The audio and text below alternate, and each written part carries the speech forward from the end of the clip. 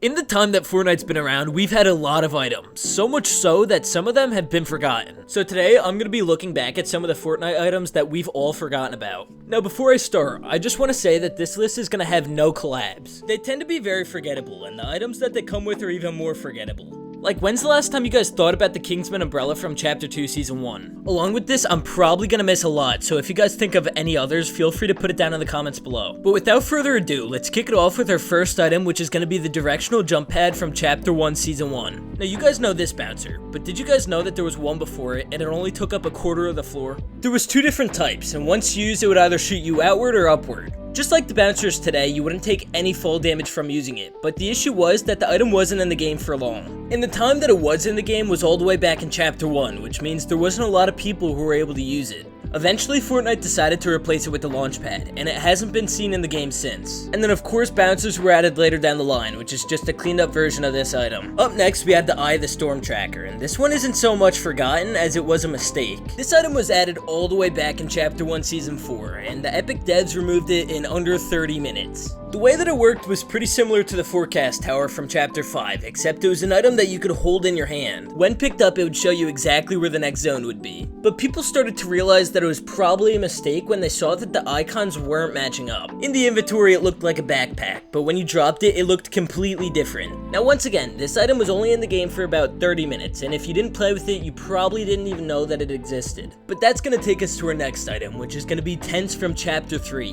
Now this one actually shocked me, but it seems like a lot of people just forgot about them. You were able to camp in them and store weapons that would carry over to the next game. If you played your cards right like Laser Beam, you could have multiple versions of the same mythic in one game. But the issue was they were just kind of impractical and nobody really wanted to use them. I mean, the concept itself was pretty cool, but the fact that nobody really wanted to use them is probably the reason why it's so forgotten. In all honesty, I can't really recall using this thing more than 5 times back in Chapter 3. But that's gonna bring us to our next item, which you'd probably remember if you saw my last video, and that's gonna be the Inflate-a-Bull from Chapter 2 Season 7.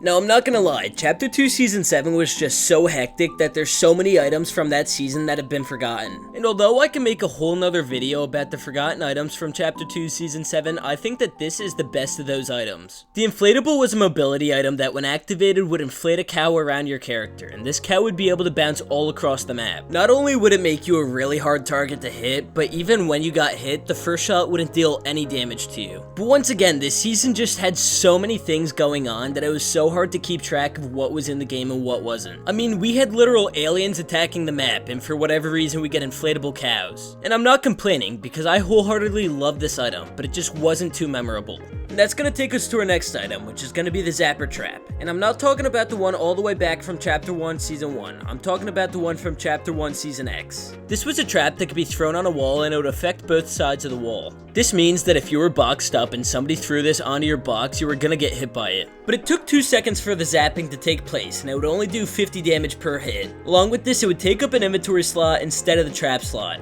This obviously led to people not carrying them, hence the reason why it's probably forgotten. It seems like the common theme between a lot of these items is the impracticality of the item. It seems like when an item isn't worth using, people won't use it, and then when it gets taken from the game, it gets completely forgotten. And this is true with our next item, which is going to be the RipSaw Launcher from Chapter 3 Season 3. This thing could be found at the log jam, and it was honestly just such a niche item. Getting kills with it wasn't easy, and it only did about 60 damage per hit. It would shoot a razor blade that would tear through builds, but aiming it was pretty hard. It was much easier to get a kill with any other weapon, thus this weapon ended up being used very little. At the end of the day, just like most of the other weapons on this list, they're just kind of used for content. But that's going to bring us to our next forgotten item, which is going to be the Storm Scout Sniper from Chapter 1 Season 9. Now this was a semi-auto sniper that had 6 shots, but just like the Eye of the Storm Tracker, it would show you exactly where the next zone was going to be. When you scoped in, the bottom left would have an image of the next zone. Now, although this thing could one-shot to the head, the body damage that it was doing was really similar to the hunting rifle. This led to it not being used too much until it came back as an exotic in Chapter 3. This time around, the image of the map was a whole lot clearer, but it still did about the same amount of damage. As an exotic, it was kinda hard to find, and there was just better snipers in the game, which led to this gun being completely forgotten about. The Prop-ifier from Chapter 2 Season 7 is next up on the list, and it's exactly what it sounds like. A prop gun. It was added in the final weeks of Chapter 2 Season 7, and it would allow you to turn into a prop in order to hide from your enemies.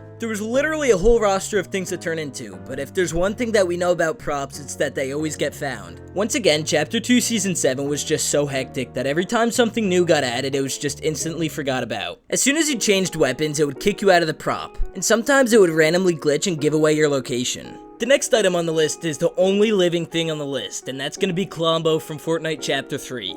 Now, Klombo was a giant reptile or dinosaur type figure who used to roam the Chapter 3 map, and although he was only in the game for less than a season, the time that he was there, he was completely adored by the community. The geyser on his back would shoot you up into the sky, and you were able to do things like feed him berries. In return for feeding him clomberries, he would give you loot and become friendly to you. And as much as I hate to admit it, and we all know this, he's been almost completely forgotten about. So let's take a quick moment of silence for Klombo.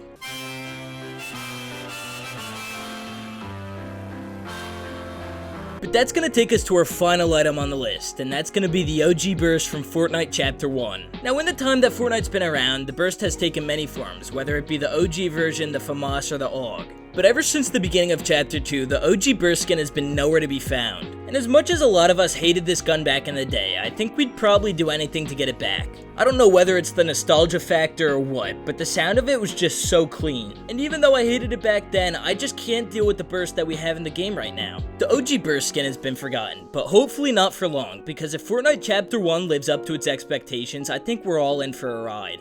Fortnite Chapter 1 has been officially announced, and we're hoping that we get not only the OG graphics, but the OG movement as well. But yeah, that's it. Those are 10 of the most forgotten items in the history of Fortnite. If you guys have any concerns, or if you guys think I missed something, make sure to leave it down in the comments below. I'm also trying to get one of these out every week, so if you guys want to stay tuned, make sure you guys like and subscribe. And if you guys made it this far, thank you so much for watching, and I'll see you guys all in the next video.